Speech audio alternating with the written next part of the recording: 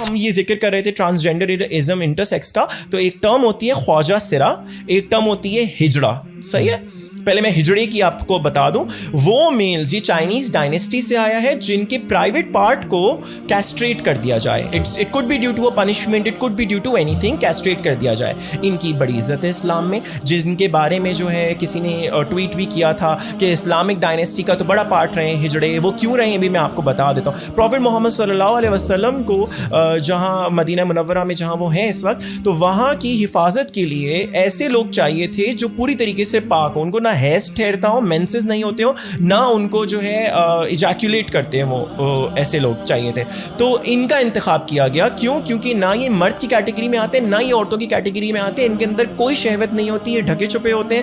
اور وہ عورتوں کے حجرے کے کام جو بھاری بھرکم کام ہوتے ہیں, جو عورتوں سے نہیں ہوں, تو ان لوگوں کو پھر وہاں لگایا جاتا ہے. ان کو آغا کہتے ہیں respectably, and they have a huge respect in the Islamic society. یہ بہت معصوم ہوتے ہیں, بہت اچھے ہوتے ہیں, اور یہ بہت ہی ایمانداری سے, بہت پابندی سے, کیونکہ کسی چیز میں ملوث, ان کے اندر کوئی شہوت نہیں ہے نا, کسی چیز میں ملوث نہیں ہے, کوئی ڈرٹ نہیں ہے. تو یہ اللہ کے نبی علیہ السلام کے حجرے کی آج بھی صفائی کرتے تھے. ابھی ریسنٹلی ان کے آخری کی ڈیتھ ہوئی ہے. اسلامک جو آپ کا حرمین شریفین کا پیج ہے اس پہ یہ آیا بھی تھا جن کی ڈیتھ ہوئی ہے. تو یہ بڑے آنریبل ہیں, ان کو ہم ہجڑے کہتے ہیں. نمبر 2, خواجہ سرا.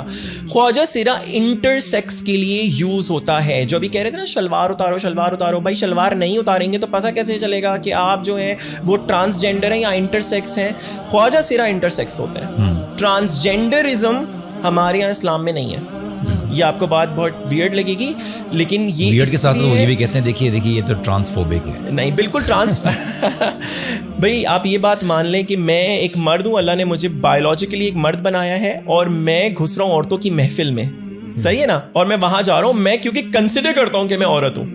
صحیح ہے, انٹر سیکس کی کیٹیگری سے میں ہٹ گیا ہوں, کیونکہ انٹر سیکس تو اللہ نے ہی ایسا بنایا نا ان کو, ان کے اندر شہوت کی کوئی گنجائش نہیں ہے. تو وہ اب عورتوں کی محفل میں جائے, مردوں کی محفل میں جائے, کوئی مسئلہ نہیں ہے, کیونکہ اصل تو شہوت کی وجہ سے دونوں محفلوں کو روکا گیا ہے, اپنے اپنے ڈومین میں رہنے کے لیے کہا ہے. تو ٹرانسجینڈر کا مسئلہ یہ آتا ہے کہ وہ بایولوجیکلی میل یا فیمیل ہوتے ہیں, وہ سمجھتے ہیں, نعوذ باللہ اللہ سے زیادہ, وہ سمجھتے ہیں کہ وہ جو ہے اپنی بایولوجیکل جو اسائنڈ سیکس ہے اس کی کیٹیگری میں فال نہیں کرتے. یہ بہت ڈینجرس ہے. اب میں چلا جاؤں عورتوں کی محفل میں, اور وہ جب مجھے بولیں کہ تم یہاں کیا کر رہے ہو, میں بولوں نہیں میں تو ٹرانسجینڈر ہوں, میں تو یہاں سارے مزے اٹھا سکتا ہوں. صحیح ہے نا.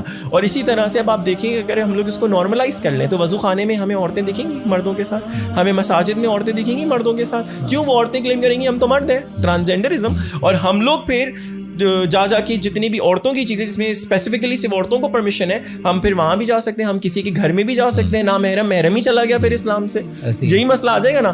اب کتنے اس میں ایسے لوگ ہوں گے جو اس بات کا فائدہ اٹھائیں گے. ناٹ جسٹ دس, یہ ایشو اگر آپ آن اے براڈر اسکیل دیکھیں تو کل کو جس عورت کو اس کا انہیریٹنس میں شیئر نہیں مل رہا, وہ بولے گی میں مرد ہوں, مجھے میرا شیئر دو. You know this can be done, because یہ جو آپ کا ٹرانسجینڈر جو ایکٹ ہے 2018 کا, یہ جو مس انڈرسٹینڈنگ کی وجہ سے جو انہوں نے کچھ پولیٹیکل پارٹیز نے پاس آن کر دیا تھا, یہ جس امبریلا کے انڈر جس طرح سے یہ آپ کے اندر یہ کنفیوژن ڈالنا چاہ رہے ہیں, اور ایٹ دا سیم ٹائم اگر آپ بات کرتے ہو, اگر آپ اس چیز کے اوپر اگینسٹ بات کرتے ہو, جس طرح کی فریڈم آف اسپیچ کے دعوے دار اس کو سبجیگیٹ کرنے کی کوشش کرتے ہیں. I was watching باہر ایک individual Matt Walsh, just we were to take a name, he was actually logically refuting a guy جو برام بیٹھا تھا. He was actually identifying himself as a woman, کہ میں عورت ہوں, لیکن تھا مرد.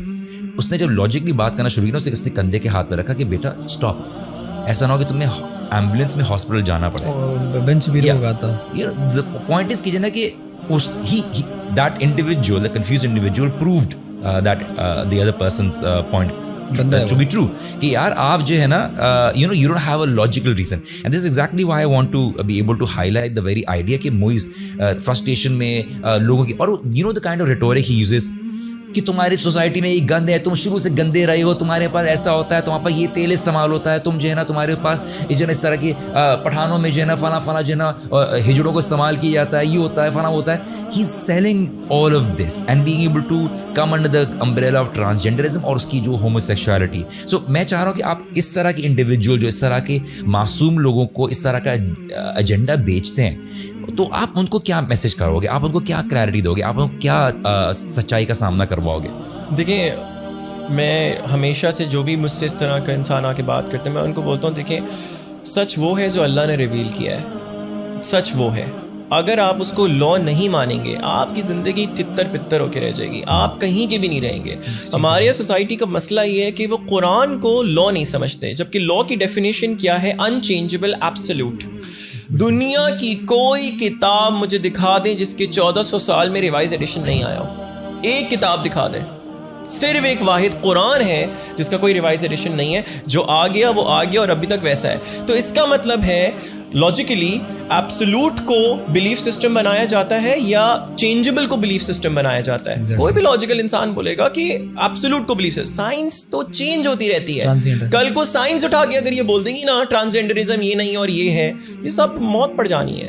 सबको मौत पड़ जानी है कि हम तो ये बेचते आए, नैरेटिव बेचते आए, सबको मौत पड़ जानी है. तो मुसलमान होने का तकाजा ये है कि कुरान को आप सबसे ऊपर रखें, उससे डिराइव करें साइंस को. जिस दिन आप साइंस को डिराइव करेंगे कुरान से तो आपको उसके अंदर एम्बिग्विटी, कॉन्ट्रडिक्शंस दिखेंगी, क्योंकि साइंस इवॉल्व कर रही है. छोटी सी मैं एग्जांपल दे दूं जो हम लोग काफ़ी लोगों को बताते आते हैं. काफ़ी लोगों को आपने वजी भाई अपने जब आप ग्रेड 6 में होंगे आपने स्मॉलेस्ट पार्टिकल मैटर का क्या पढ़ा होगा? वही एटम पढ़ा. आपने भी एटम पढ़ा होगा ना. फिर साइंस ने बोला एटम नहीं है, सब atomic particles are the smallest. सही है ना? तो जितना आपने पढ़ा ना अब वो गलत हो गया है. अब साइंस बोलती है सब atomic particles are the smallest. सही है. और अब की जो थ्योरी आई है उन्होंने बोला है सब एटॉमिक पार्टिकल्स नहीं है, क्वार्क है जो कि स्मॉलेस्ट ऑफ ऑल है. और अब वो बोल रहे हैं हम यहाँ पे अभी इसको नहीं रोक सकते, उससे भी स्मॉलेस्ट कुछ होगा जो क्वार्क को बनाता है. सही है ना? उसके अलावा जब आपने पढ़ा होगा तो आपने ये नहीं पढ़ा होगा कि सन का भी एक ऑर्बिट है और वो अपने एक्सिस पे रोटेट करता है. आप लोगों ने ये नहीं पढ़ा होगा. सही है ना? हमने पढ़ा तो हमने ये पढ़ा कि सन का एक्सिस है और उसमें वो रोटेट करता है. सही. तो साइंस इवॉल्व होती है. आपने कितने स्टेट ऑफ मैटर्स पढ़ा था अपनी बचपन में?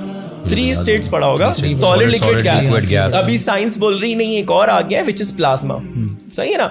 तो आप ऐसे चेंजेबल थ्योरीज वाले सब्जेक्ट को कैसे बिलीफ सिस्टम का पार्ट बना सकते हैं? I don't get this. Transient है, obviously it's not the objective truth. तो और कुरान हमें क्या बात बोलता है? जो आयत 1400 साल पहले 6000 के करीब आयत उतरी है वो 6000 की ही करीब है. उनमें कोई रद्द-बदल नहीं हुआ, उसमें कोई तहरीफ नहीं हुई, वो है जो है. सही है. तो लॉजिकली भी कोई इंसान होगा ना दुनिया का, वो यही बात बोलेगा कि भाई ऐसी किताब को लॉ बनाना चाहिए जो अनचेंजेबल एब्सोल्यूट है, वो कुरान.